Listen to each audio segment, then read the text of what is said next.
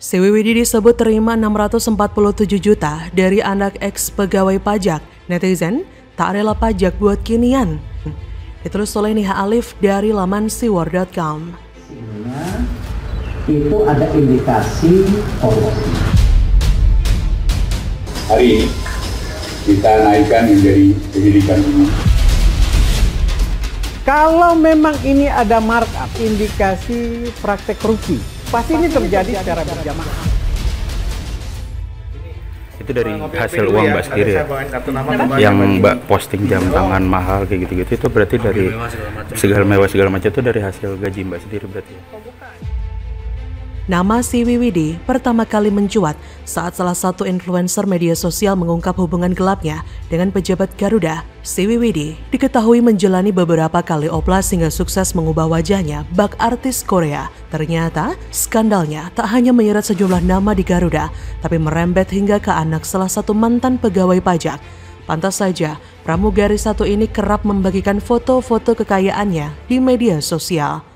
Kasus belakangan ini benar-benar mencoreng penegakan hukum di negeri ini. Betapa tidak, kasus penyelundupan sepeda Brompton dan Harley hanya sebatas pemberhentian, tak ada sanksi hukum di pengadilan.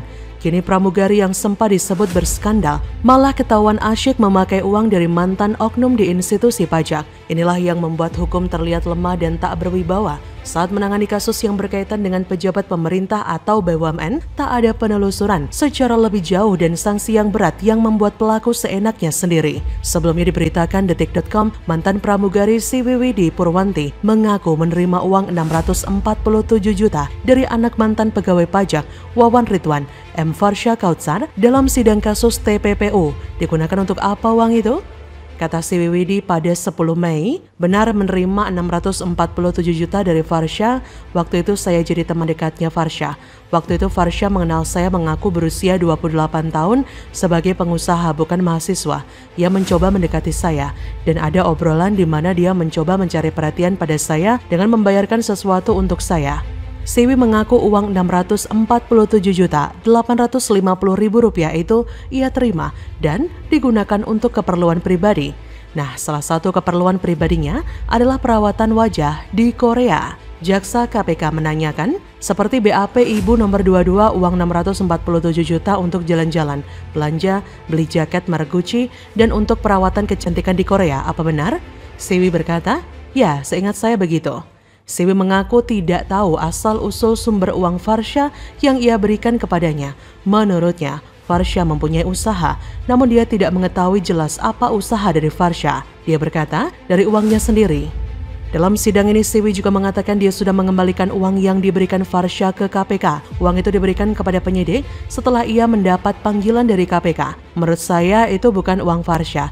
Daripada saya panjang pikir, saya kembalikan saja dulu. Sebelum pemberitaan itu, saya sudah kembalikan uang di Desember atau November di 2021. Investigasi dari BPKP.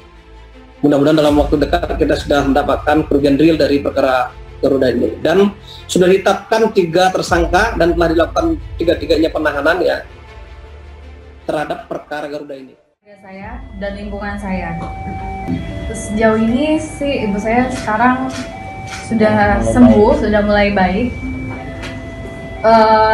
Saya anak satu-satunya perempuan, pasti di Jakarta ibu saya pasti khawatir. Tapi saya merasa saya itu benar dan saya berusaha untuk membuktikan semuanya atas pernyataan saya itu tidak benar sama sekali.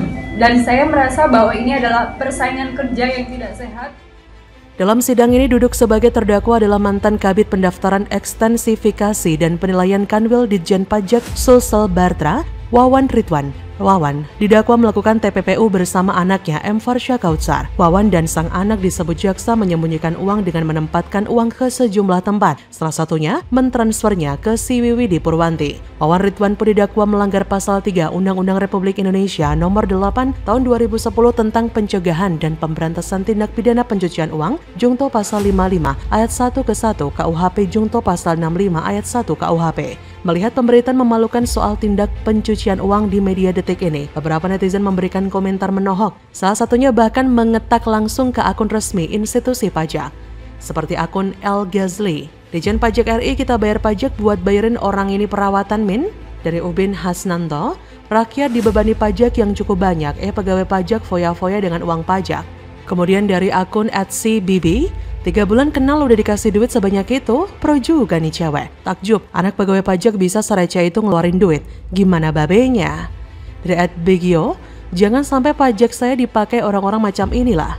Dari @tishultisha, rakyat disuruh bayar pajak ternyata buat ginian. Dari Isatrio, uang pajak saya dipakai ginian, atur dulu yang benar sebelum naik-naikin pajak. Yang bocor-bocor begini kan yang bikin kurang. Nah, sangat disayangkan ya kalau pembangunan infrastruktur masif yang dilakukan Jokowi harus dinodai berita kotor dari bawahannya.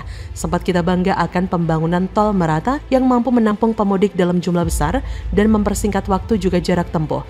Mirisnya, keuletan Jokowi dalam bekerja tidak ditiru bawahannya yang justru berfoya-foya menggunakan uang pajak rakyat. Semoga saja oknum-oknum di semua institusi pemerintahan bisa dievaluasi lagi.